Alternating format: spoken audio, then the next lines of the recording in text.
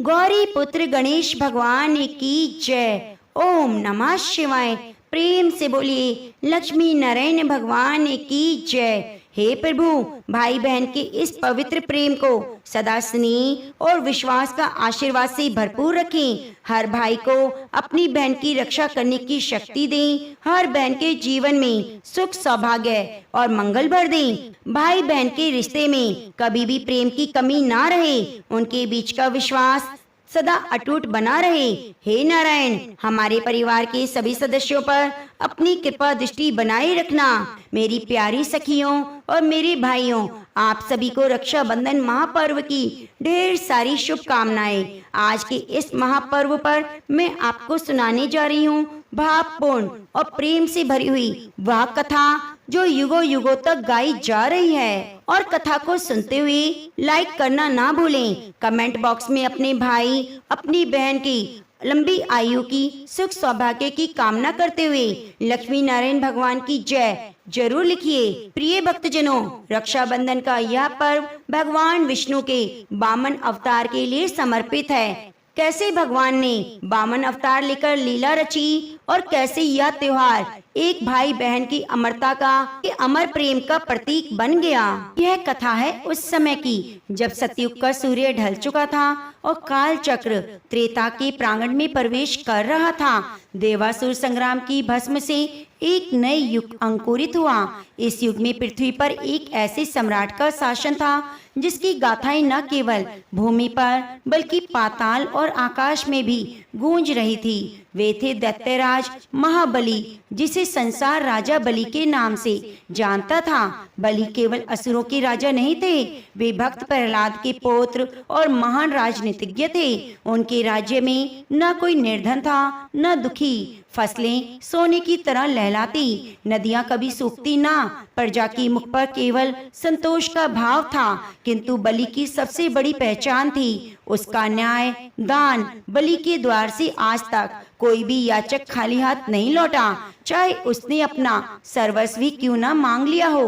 नर्मदा नदी के तट पर एक विशाल यज्ञ मंडप सज रहा था। वेद की ऋचाओं का पाठ वातावरण को आलोकित कर रहा था। राजा बलि ने अपने कुल पुरोहित आचार्य शुक्राचार्य की ओर देखते हुए बड़ी गर्व से कहा, बलि का विशाल काय, उन्नत वक्र स्थल और मुकुट में चमकता मणि रत्न उनकी अद्वितीय तेजों में व्यक्तित्व को दर्शा रहा था। हाँ, राजमुकुट शुक्राचार्य ने अपनी भारी स्वर में कहा। उनकी आंखों में दिव्य चमक थी। अश्वमेध यज्ञ निर्विघ्न पूरे हो चुके थे, अब केवल एक ही बाकी रहा था। आज ये सोचा अश्वमेध यज्ञ आरंभ हो रहा है। इसके पूर्ण होते ही शास्त्र सम्मत विधि से स्वर्ग का सिंहासन सदा सदा के लिए बलि का हो जाएगा। यज्ञ मंडप के चारों ओर उपस्थित लाखों असुर जय जयकार कर रहे थे। दानवीर बलि की जय हो, त्रिलोकीपति राजा बलि की जय हो। राजा बलि ने आकाश की ओर देखा। उसकी आंखों में लालसा नहीं बल्कि अपने सामर्थ्य का अहंकार था। यदि देवराज इंद्र केवल जन्म के आधार पर स्वर्ग के स्वामी बन सकते हैं तो अपनी तपस्या और दान के बल पर एक असुर क्यों त्रिलोकी का स्वामी नहीं बन सकता। आज यह यज्ञ सिद्ध होगा और इतिहास का एक नया पृष्ठ लिखेगा। अमरावती का राजप्रसाद जो कभी देवासुर संग्राम के बाद शांत हुआ था, आज पुण्य भव के काले बादलों से घिर गया। अमरावती के सभासदों के चेहरे पीले पड़ चुके थे। देवराज इंद्र अपने सिंहासन पर बैठे थे, किंतु उनका हृदय कांप रहा था। अश्वमेध यज्ञ की अग्नि से निकलती ज्वाला की चमक स्वर्ग लोक के बादलों तक दिखाई दे रही थी। इंद्र ने चिंता से भरे हुए स्वर में कहा, यदि आज यज्ञ पूरा हो गया तो बलि के 100 यज्ञ हो जाएंगे और नियम के अनुसार मुझे अपना सिंहासन त्यागना पड़ेगा। राजा बलि की शक्ति इतनी बढ़ जाएगी कि कोई भी देवता उसके सामने टिक नहीं पाएगा। केवल शक्ति ही नहीं, इंद्र देव गुरु बृहस्पति ने गंभीर मुद्रा में कहा, बलि के पास धर्म का बल है, उसका दान, उसकी सत्य निष्ठा सबसे बड़ा कवच है। युद्ध से उन्हें पराजित करना असंभव है। विचलित होकर सभी देवता इंद्र, वरुण, अग्नि, वायु देव माता अदिति के साथ सीधे क्षीर सागर पहुंचे। क्षीर सागर की नीली शांत तरंगों के बीच शेषनाग की शैया पर जगत पिता भगवान श्री हरि विष्णु विराजमान थे। उनके मुख पर शांत अलौकिक मुस्कान थी। हे नारायण, हे त्रिलोकीनाथ, इंद्र ने भगवान विष्णु के चरणों में गिरकर गुहार लगाई। सृष्टि का संतुलन संकट में है। राजा बलि का अहंकार चरम पर है। यदि ये 100वां यज्ञ पूरा हो गया तो देवताओं का अस्तित्व समाप्त हो जाएगा। हमारी रक्षा कीजिए। भगवान विष्णु ने कमल जैसी आंखें खोली। उन्होंने मुस्कुराते हुए कहा, इंद्र, बलि मेरा परम भक्त है। वह प्रहलाद का वंशज है। कोई भी कार्य अधर्म से नहीं करता, किंतु अत्यधिक अधिकार और अहंकार व्यक्ति के पतन का कारण बन जाता है। त्रिलोक के संतुलन की रक्षा करना और बलि का कल्याण करना दोनों ही मेरा उत्तरदायित्व है। तो क्या आप हमारी रक्षा करेंगे? अदिति ने अपने अश्रु नेत्रों से पूछा। विष्णु जी ने कहा, अवश्य, मैं स्वयं अदिति के गर्भ से जन्म लेकर इस संकट का निवारण करूंगा। किंतु याद रहे, यह युद्ध अस्त्रों का नहीं, धर्म, दान और वचन की परीक्षा का होगा। नर्मदा तट पर राजा बलि का 100वां यज्ञ चल रहा था। पूर्ण आहुति की तैयारियां हो रही थी। बलि स्वयं हाथ में स्वर्ण कलश लेकर ऋषियों ब्राह्मणों को दान देने के लिए तैयार खड़े थे। तभी यज्ञ मंडप के प्रवेश द्वार पर एक अद्भुत ज्योति प्रकट हुई। यज्ञ में आए सभी मुनि, राजा और असुर चकित होकर उस दिशा में देखने लगे। दिव्य प्रकाश के बीच एक नन्हा सा बालक ब्राह्मण देवता पैदल चलकर आ रहा था। भगवान विष्णु का वामन अवतार, मस्तक पर त्रिपुंड, कानों में कुंडल, हाथ में छाता, कमंडल और कटी में कुंज की मेघना धारण किए हुए ये छोटा सा ब्रह्मचारी बालक इतना तेज, इतना उन्मत्त था कि उनके सामने सूर्य की आभा भी फीकी पड़ रही थी। चेहरे पर मासूमियत, आंखों में संपूर्ण ब्रह्मांड का ज्ञान झलक रहा था। राजा बलि उस छोटे सी ब्राह्मण बालक के रूप और तेज से इतने प्रभावित हुए कि वे स्वयं अपने सिंहासन से उठे। उनके स्वागत के लिए दौड़े। वे बाल ब्राह्मण पधारे। राजा बलि ने वामन देव के पांव पखारे, चंदन लगाया और अत्यंत आदर के साथ अपने स्वर्ण आसन पर बिठाया। बलि ने हाथ जोड़कर अत्यंत विनम्रता से कहा, हे ऋषि कुमार, आपके चरण मेरे यज्ञ मंडप में पड़े। यह मेरा अहोभाग्य है। आपके दर्शन मात्र से मेरा 100वां यज्ञ सफल हुआ।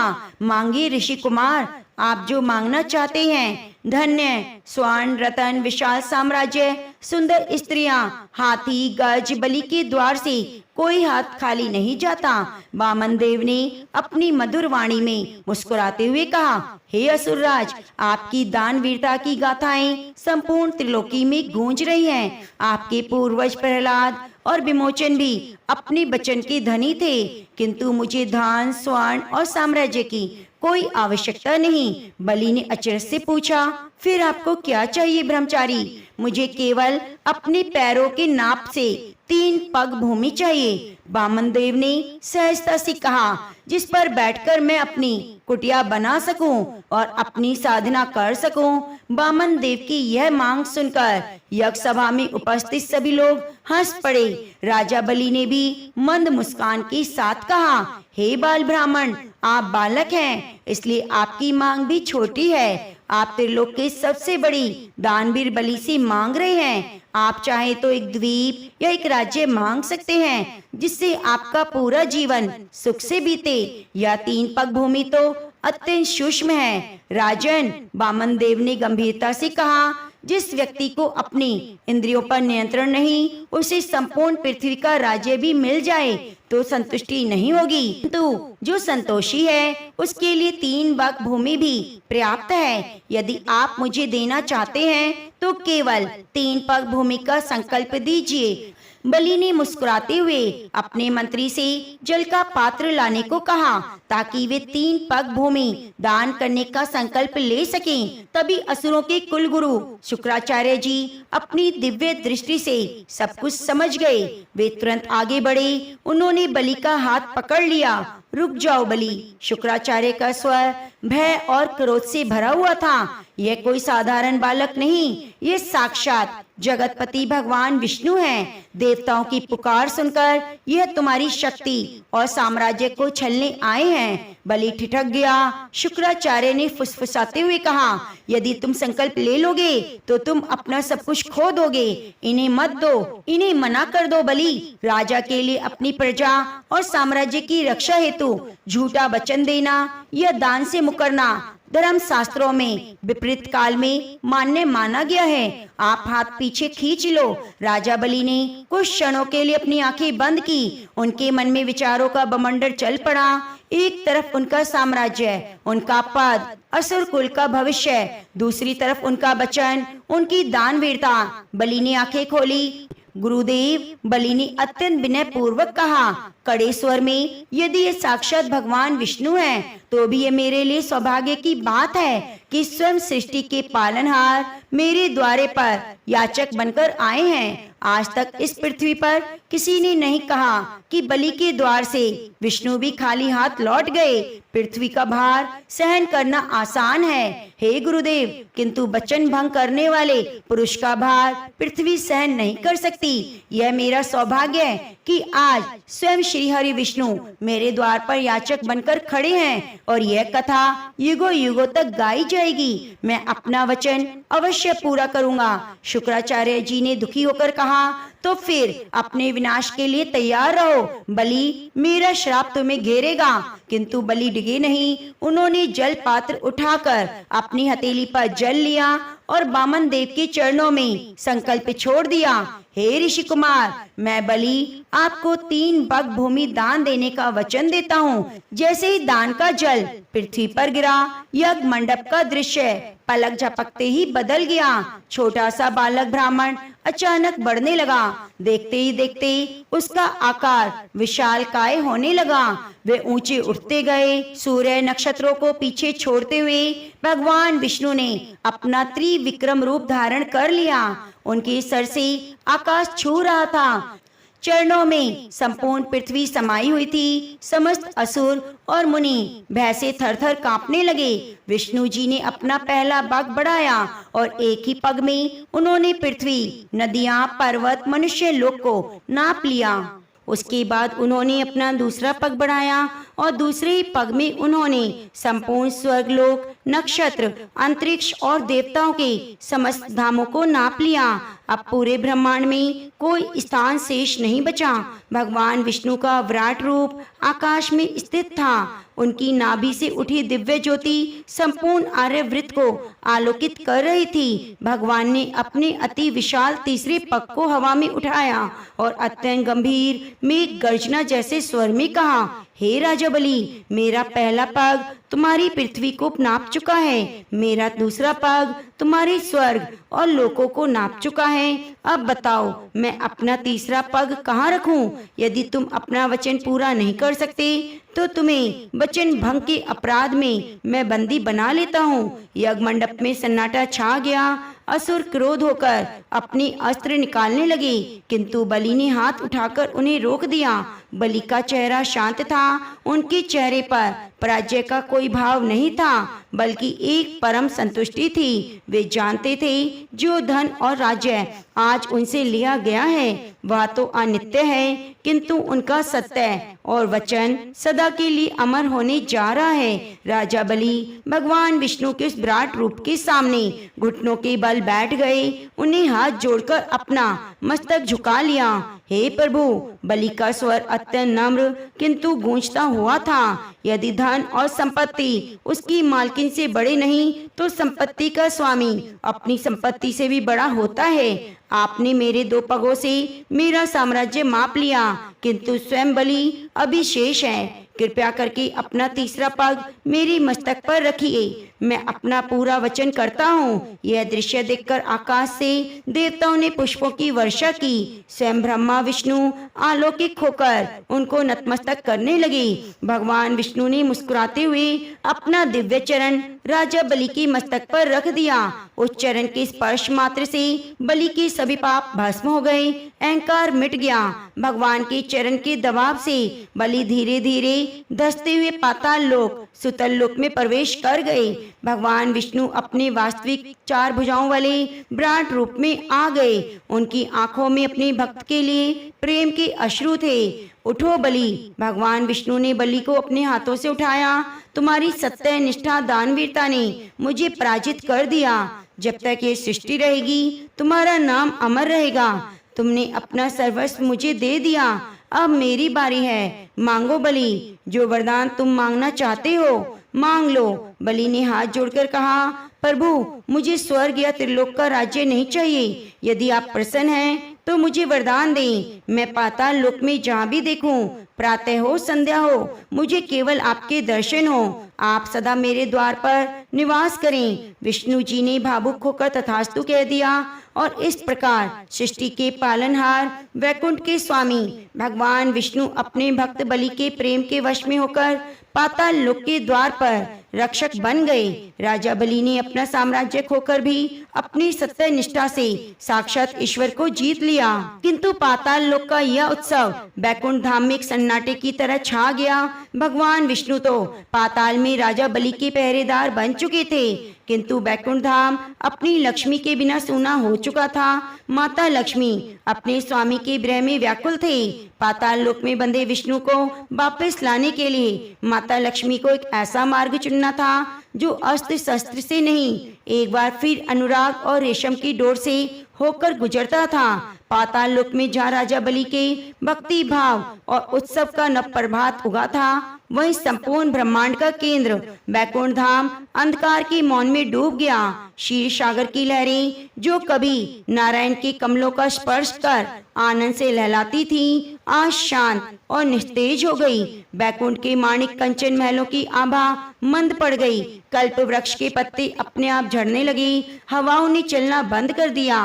राजभवन के स्वर्ण द्वार पर खड़ी थी धन ऐश्वर्य और सृष्टि के पालन करता माता महालक्ष्मी। उनकी अलकापुरी जैसे सुंदर मुख पर उदासी छा गई। शेषनाग की वह विशाल शैया जिस पर जगतधार विष्णु शयन करते थे, आज खाली थी। माता लक्ष्मी विरह की वेदना में मन ही मन बोली, हे प्रभु, आप तो संपूर्ण जगत के स्वामी हैं, फिर आप एक असुर के पाताल लोक के द्वार पर पहरेदार बनकर कैसे खड़े रह सकते हैं। बैकुंठ के कोने कोने में एक विकट शून्यता छा चुकी है। माता लक्ष्मी प्रतिदिन क्षीर सागर के तट पर जाती और इस आशा से देखती कि शायद उनके स्वामी लौट आएं, लेकिन दिन सप्ताह महीने बीतते चले गए।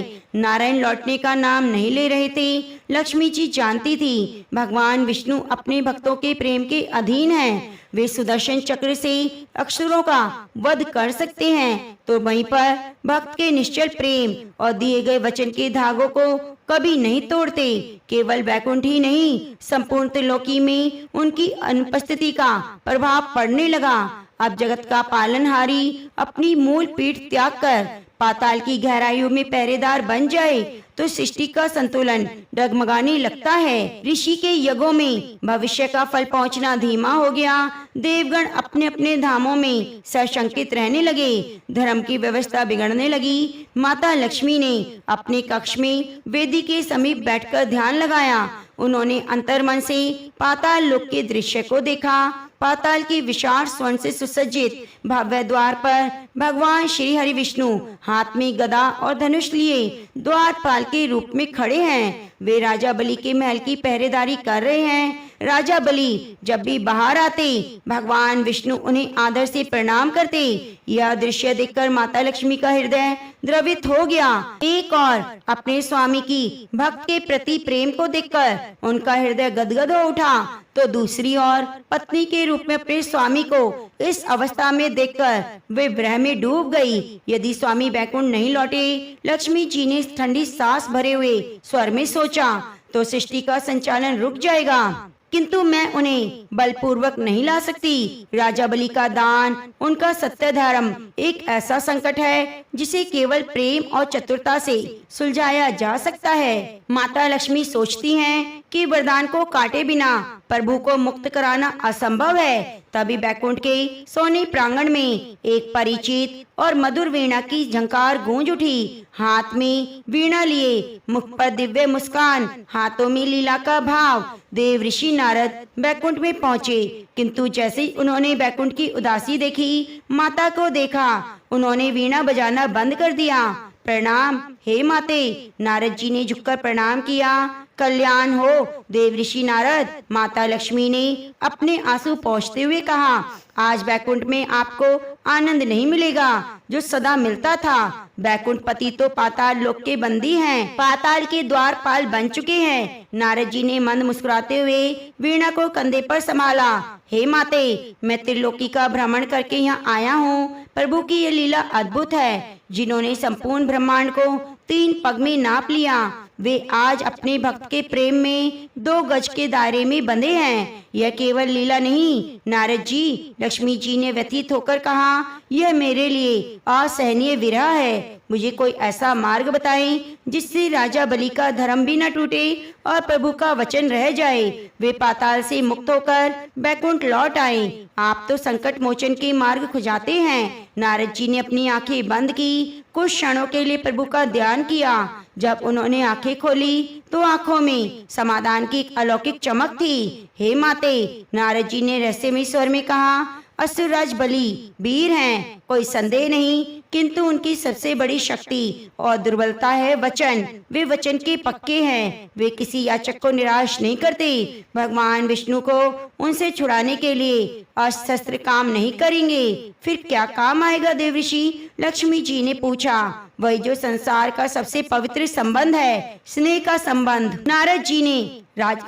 नारद जी ने कहा, राजा बलि का कोई सगा भाई बहन नहीं जो उन्हें निस्वार्थ प्रेम करे। यदि आप स्वयं पाताल लोक जाएं, किंतु साक्षात लक्ष्मी बनकर नहीं, एक साधारण असहाय स्त्री के रूप में। लक्ष्मी जी ने ध्यान से नारद की बातें सुनी। आप राजा बलि को अपना भाई बनाएं। नारद जी ने योजना का अनावरण करते हुए कहा, उनके हाथों में एक पवित्र सूत्र बांधें, उन्हें भातृ धर्म के दायित्व में बांध दें। जब बलि प्रेमवश होकर आपसे उपहार मांगने को कहें, तब आप उपहार में स्वामी नारायण को मांग लीजिएगा। एक बहन के द्वारा मांगे गए उपहार को महाबलिदानी बलि कभी नहीं ठुकराएगा। देव ऋषि नारद का यह सुझाव सुनकर माता लक्ष्मी के चेहरे पर मुस्कान आ गई। यह योजना न केवल स्वार्थ अनुकूल थी, बल्कि इसमें किसी का अहित भी नहीं था। इसमें राजा बलि का मान भी बढ़ता और प्रभु की मुक्ति भी संभव थी। धन्य हो देव ऋषि। माता लक्ष्मी ने कहा, आपने मुझे नारायण को पुनः पाने का मार्ग दिखाया।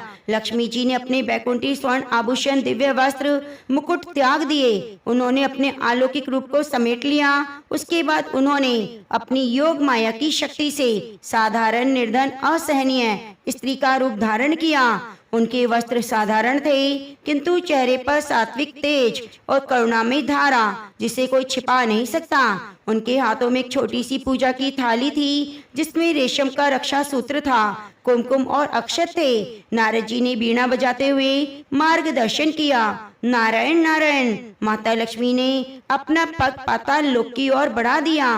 पाताल लोक का सुतल क्षेत्र अत्यंत भव्य था। राजा बलि के शासन में वहाँ किसी वस्तु की कमी नहीं थी। मणियों से जगमगाते मार्ग, सुसज्जित अट्टालिकाएं पाताल की समृद्धि की गवाही दे रही थीं। किंतु जैसे ही माता लक्ष्मी ने पाताल लोक की सीमा में प्रवेश किया, वहाँ के वातावरण में एक सुगंध फैल गई। पाताल के स्वामी इस साधारण स्त्री को देखकर चकित थे। भले ही वह साधारण वस्त्रों में थी, किंतु उसकी प्रभा के मार्ग से वृक्ष झुक गए। वातावरण में पवित्रता फैल गई। पाताल लोक के मुख्य द्वार पर पहुंचकर माता लक्ष्मी के चरण अचानक ठिठक गए। वहां द्वार पर हाथ में विशाल काय गदा लेकर, धनुष लेकर भगवान विष्णु खड़े थे। वे अपने कार्य में इतने लीन थे कि उन्होंने आने जाने प्रत्येक व्यक्ति पर अपनी सतर्क दृष्टि रखी हुई थी। माता लक्ष्मी ने दूर से ही अपने स्वामी को देखा। द्वारपाल के रूप में खड़े नारायण को देखकर उनकी आंखों में आंसू आ गए। भगवान विष्णु ने भी उन्हें पहचान लिया। भले ही लक्ष्मी जी योग माया के आवरण में थी, किंतु जगतपति ने अपनी अर्धांगिनी को पहचानने में एक क्षण की देर ना की। दोनों की आंखें मिली। भगवान विष्णु के चेहरे पर हल्की रहस्यमयी मुस्कान आ गई, जैसे वे कह रहे हों, तुम आ गई लक्ष्मी। माता लक्ष्मी ने मन ही मन स्वामी को प्रणाम किया और आंसू पोंछकर राजभवन के मुख्य द्वार की ओर बढ़ गई। अब समय आ गया था ऐतिहासिक लीला का, जो इतिहास में भाई बहन के पवित्र रिश्ते की सबसे बड़ी मिसाल बनने वाला था। माता लक्ष्मी पाताल लोक के राजभवन के प्रांगण में प्रवेश कर चुकी थी। हाथ में रेशम का धागा, जो केवल सूत का टुकड़ा नहीं था बल्कि बैकुंठ पति की मुक्ति का शस्त्र था। अब राजा बलि के सामने एक ऐसी बहन खड़ी होने वाली थी जिसकी मांग संपूर्ण त्रिलोक का इतिहास बदलने वाली थी। श्रावण की पूर्णिमा की तिथि समीप आ रही थी। पाताल लोक एक ऐसे अद्भुत रक्षा बंधन का साक्षी बनने जा रहा था जिसकी कल्पना स्वयं राजा बलि ने भी नहीं की। श्रावण मास की पूर्णिमा का प्रभात पाताल लोक के कंचन अट्टालिकाओं पर अपनी स्वर्णिम रश्मियां बिखेर रहा था। वायु में एक अजीब सी पावनता छा गई। असुरराज बलि राजप्रसाद के विशाल प्रांगण में विराजमान थे। तभी राजभवन की मुख्य द्वार से एक मंद भावुक क्रंदन की ध्वनि सुनाई दी। वह किसी स्त्री के रोने की आवाज थी, ऐसी ध्वनि जिसमें कोई छल नहीं था, केवल एक असहनीय वेदना। राजा बलि को अपनी प्रजा के दुख को अपना दुख मानते थे। तुरंत अपने आसन से उठे। उस सुतल लोक में जहाँ किसी चीज का कोई अभाव नहीं था, यह क्रंदन किसका है? वे स्वयं द्वार की ओर भागी। वहाँ का दृश्य देखकर बलि का हृदय द्रवित हो उठा। द्वार पर एक अत्यंत सुमुखी किंतु साधारण मलिन वस्त्रों में लिपटी स्त्री घुटनों के बल बैठी थी। उनके हाथों में एक छोटी सी काष्ठ की थाली थी। उसके वस्त्र निर्धनता की कहानी कह रहे थे, लेकिन उसके मुख पर अलौकिक तेज था। स्वयं पाताल के सैनिक आदर से सिर झुकाए खड़े थे।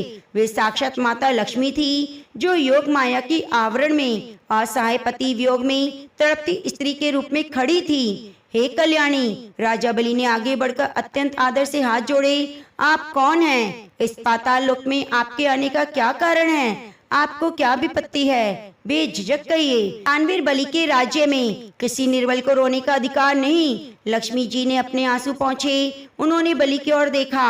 एक असहाय बहन अपने बड़ी भाई की ओर देखती है। हे राजन, लक्ष्मी जी का स्वर कांप रहा था। मेरा इस संसार में कोई नहीं, मेरा घर नहीं, मेरे भाई नहीं, मेरा पति किसी दूसरे देश में काम से गया है, मुझे यहाँ भटकने के लिए छोड़ गया है। मेरा कोई सगा भाई भी नहीं जो इस परिस्थिति में मुझे आश्रय दे, मेरा सर ढकने के लिए अपना हाथ रख सके। इस विशाल ब्रह्मांड में मेरी रक्षा करने वाला कोई नहीं। राजा बलि के भीतर का क्षत्रिय और धर्मपरायण हृदय इस पुकार को सुनकर पिघल गया। मन में उस असहाय स्त्री के प्रति अगाध प्रेम दौड़ पड़ा। ऐसा ना कहें देवी, बलि ने भावुक होकर कहा। आज से आप स्वयं अनाथ ना समझें। यदि आपका भाई नहीं तो यह बलि आपको वचन देता है कि विमोचन का पुत्र, प्रहलाद का पुत्र आपको अपनी सगी बहन स्वीकार करता है। जब तक बलि के शरीर में प्राण है, आप इस सुतल लोक को अपना घर समझें। यहाँ कोई आपका बाल भी बांका नहीं कर सकता। माता लक्ष्मी के मुख पर एक क्षण के लिए हल्की सी मुस्कान आई। उनकी योजना का पहला सोपान सिद्ध हो गया। बलि ने स्वयं आगे बढ़कर उस स्त्री को राजप्रसाद के भीतर प्रवेश कराया, उत्तम वस्त्र और मिष्ठान दिए। कुछ ही दिनों में लक्ष्मी जी ने अपने सरल, मधुर और सेवा भावी व्यवहार से पूरे पाताल लोक का दिल जीत लिया। राजा बलि का एक सगी बहन की भांति ध्यान रखती राजा बलि, जो अपने राज्य और दान के दायित्व में सदा व्यस्त रहते, पहली बार एक बहन के स्नेह का अनुभव कर रहे थे। उन्हें लगता था एक स्त्री के आगमन से उनके प्रसाद में स्वयं साक्षात मंगल हो गया है, किंतु भले यह नहीं जानते थे कि उनकी ये नई बहन वास्तव में कौन है। और श्रावण पूर्णिमा का वह दिन उनके जीवन का सबसे बड़ा धर्म संकट और सौभाग्य लेकर आने वाला था। श्रावण मास की पूर्णिमा का सूर्य जब गगन के मध्य में पहुंचा, माता लक्ष्मी ने छोटी सी पूजा थाली को सजाया। उसमें अक्षत रोली, चंदन, मिठाई और रेशम का वह अनुभव चमकता हुआ अनूठा रक्षा सूत्र रखा, जिसे उन्होंने बैकुंठ के तपोबल से अभिमंत्रित किया था। राजा बलि के कक्ष में प्रवेश किया। राजा बलि ने मुड़कर देखा। अपनी बहन के हाथ में पूजा की थाली देखकर उनका हृदय आनंद से भर गया। क्या बात है बहन, आज ये पूजा की थाली किस लिए? आज श्रावण पूर्णिमा है भाई, लक्ष्मी जी ने कहा। आज का दिन एक बहन के लिए अपने भाई के प्रति प्रेम और उसकी दीर्घ आयु होने की कामना का दिन है।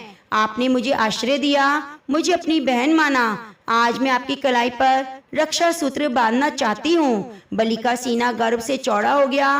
वे तुरंत एक स्वर्ण चौकी पर बैठ गए। माता लक्ष्मी आगे बढ़ी। उन्होंने राजा बलि की विशाल मस्तक पर कुमकुम अक्षत का सुंदर तिलक लगाया। उन्होंने रेशमी रक्षा सूत्र उठाया। जैसे ही उन्होंने बलि की दाहिनी कलाई पर उस सूत्र को बांधना शुरू किया, वातावरण में वेदों के मंत्र गूंजने लगे। जैसे ही रेशमी डोरा बलि की कलाई पर कसा गया, बलि के संपूर्ण शरीर में एक अलौकिक ऊर्जा और शक्ति का संचार हुआ। मन में समस्त तनाव चिंताएं दूर हो गई। धागे के स्पर्श मात्र से बलि को लगा जैसे स्वयं त्रिलोकी नाथ का आशीर्वाद उन्हें मिल गया हो। धागा बांधने के बाद लक्ष्मी जी ने बलि को मिठाई खिलाई, सर पर अपना हाथ रखकर लंबी आयु का वरदान दिया। राजा बलि की आंखों में आनंद के आंसू थे। वे एक महान दानवीर थे जिन्होंने जीवन भर केवल देना सीखा था, किंतु आज एक बहन ने उन्हें एक ऐसा उपहार दिया जिसकी तुलना संसार के किसी रत्न से नहीं हो सकती। बलि बोले, तुमने मेरी कलाई पर यह धागा बांधकर मुझे अनमोल ऋणी बना दिया। बलि का नियम है, हे बहन, कोई खाली हाथ नहीं जाता। मांगो, आज तुम जो भी मांगोगी मैं दूंगा। चाहे पाताल मांग लो, चाहे राज्य, कुछ भी ले लो। मेरी समस्त मणियां मांग लो, मेरा सर मांग लो। यह भाई अपनी बहन को निराश नहीं करेगा। माता लक्ष्मी इसी क्षण की प्रतीक्षा कर रही थी। चेहरे पर योग माया का आवरण धीरे धीरे हटने लगा। आप सच कह रहे हैं भाई, लक्ष्मी जी ने बोला। क्या आप अपनी इस बहन को मनचाहा वचन देंगे? शास्त्र साक्षी है, सूर्य चंद्रमा साक्षी हैं। बलि ने हाथ जोड़कर कहा, बलि का वचन कभी निष्फल नहीं जाता। मांगो बहन। उसी क्षण राजभवन में एक दिव्य प्रकाश फैला। साधारण वस्त्रों में लिपटी वह स्त्री अपने परम रूप में आ गई। माता महालक्ष्मी के रूप में प्रकट हुई। मस्तक पर स्वर्ण मुकुट चमकने लगा। हाथों में कमल का फूल था। चारों ओर स्वर्ण किरणों की बौछार हो रही थी। राजा बलि अविश्वास और विस्मय से पीछे हटे। तुरंत घुटनों के बल बैठ गए, मस्तक झुका लिया। माते, आप साक्षात महालक्ष्मी। बलि का स्वर हकलाने लगा। हे जगत जननी माँ, ये कैसी लीला? आपने असुर के घर में एक साधारण स्त्री का रूप क्यों धरा? माता लक्ष्मी ने करुणा में कहा, तुम असुर कुल में जन्मे हो, लेकिन तुम्हारा हृदय देवताओं से भी पवित्र है। तुमने मुझे बहन स्वीकार किया, इसलिए तुम सदा मेरे भाई रहोगे। किंतु अब समय आ गया, मैं अपना उपहार मांगू। हे माते, क्षमा करें। मेरी बहन बलि ने हाथ जोड़कर कहा, आप क्या चाहती हैं? लक्ष्मी जी ने राजा के द्वार पर अपनी ओर संकेत किया, जहाँ हाथ में गदा लिए हुए द्वारपाल के रूप में स्वयं हरि खड़े थे। मुझे उपहार में मेरे स्वामी, मेरे नारायण चाहिए। लक्ष्मी जी ने कहा, बलि, तुमने अपने दान से मेरे पति को पाताल का पहरेदार बना दिया। बैकुंठ तुम्हारे प्रभु के बिना सूना है। संपूर्ण ब्रह्मांड का संतुलन बिगड़ रहा है। एक पत्नी अपने स्वामी के बिना अधूरी है। यदि तुम मुझे अपनी बहन मानते हो तो रक्षा सूत्र का मान रखो। मेरे स्वामी को इस बंधन से मुक्त करो। माता लक्ष्मी की मांग सुनकर राजा बलि क्षण भर के लिए हैरान हो गए। उनकी आंखों के सामने वह पल तैर गया जब भगवान विष्णु ने वामन रूप में 3 पग भूमि मांगी थी और कैसे वे प्रेम के वश में होकर उनके द्वारपाल बने थे। बलि जानते थे प्रभु का नित्य दर्शन ही उनके जीवन का आनंद है। यदि प्रभु चले गए तो पाताल लोक सोना हो जाएगा। किंतु बलि के सामने उनकी बहन खड़ी थी। कलाई पर धागा बंधा हुआ था जो उन्हें कर्तव्य की याद दिला रहा था। बलि जानते थे एक भाई का धर्म अपने बहन की सुहाग की रक्षा करना है। बलि के चेहरे पर मंद त्याग में मुस्कान थी। वे उठे, द्वारपाल के रूप में खड़े भगवान विष्णु के पास पहुंचे, उनके चरणों में प्रणाम किया और बोले, मैं कितना मूर्ख था जो आपको अपने स्वार्थ और भक्ति के मोह में पाताल में बांधकर ले आया। आज मेरी बहन ने मुझे सही मार्ग दिखाया। मैं आपको इस बंधन से मुक्त करता हूँ। भगवान विष्णु अपने वास्तविक रूप में प्रकट हुए। उनके मुख पर अलौकिक तेज था। उन्होंने बलि को उठाकर गले लगा लिया। धन्य हो बलि। विष्णु जी ने कहा, तुम जैसा भाग और एक दानवीर भाई संपूर्ण ब्रह्मांड में दूसरा नहीं। तुमने अपनी बहन के रक्षा सूत्र का मान रखकर एक बार फिर सिद्ध किया तुम केवल पाताल के नहीं बल्कि धर्म के भी सम्राट हो। माता लक्ष्मी आगे बढ़ी। उन्होंने अपने स्वामी को पाकर राहत की सांस ली। भले ही मैं बैकुंठ जा रहा हूँ, किंतु तुम्हारे इस त्याग और प्रेम को कभी नहीं भूलूंगा। मैं तुम्हें आशीर्वाद देता हूँ। मैं हर वर्ष 4 महीने चातुर्मास आषाढ़ मास की देव शयनी एकादशी से कार्तिक मास की देव उठनी एकादशी तक बैकुंठ को त्याग कर तुम्हारे पास पाताल लोक में निवास करूंगा। और यह तिथि श्रावण पूर्णिमा संसार में रक्षा बंधन के नाम से अमर होगी। इस दिन जो भी बहन अपने भाई को रक्षा सूत्र बांधेगी उसका भाई हर संकट से सुरक्षित रहेगा। बलि ने भगवान विष्णु और माता लक्ष्मी के चरणों में मस्तक झुकाया। माता लक्ष्मी ने अपने तपोबल, चातुर्य और रक्षा सूत्र के पावन बंधन से अपने स्वामी को मुक्त करा लिया और बलि को महालक्ष्मी के भाई का वो अमर पद दे दिया जो इतिहास में अमर हो जाएगा। तो प्रेम से बोलिए वामन अवतार लक्ष्मीपति नारायण की जय। लक्ष्मी माता, जैसे आपने राजा बलि को अमरता का वरदान दिया, सुख सौभाग्य का वरदान दिया, ऐसे ही माता महालक्ष्मी हमारे भी भाइयों को अमरता का वरदान देना, सुख सौभाग्य का वरदान देना, उनके जीवन में आने वाली सभी कठिनाइयों को दूर करना। प्रिय भक्तजनों, आप सभी से निवेदन है, यदि आपको कथा अच्छी लगी है तो कृपया चैनल को सब्सक्राइब कर लीजिए और बगल में बनी हुई घंटी को दबा लीजिए। कमेंट बॉक्स में एक बार हरे कृष्णा जरूर लिखिए।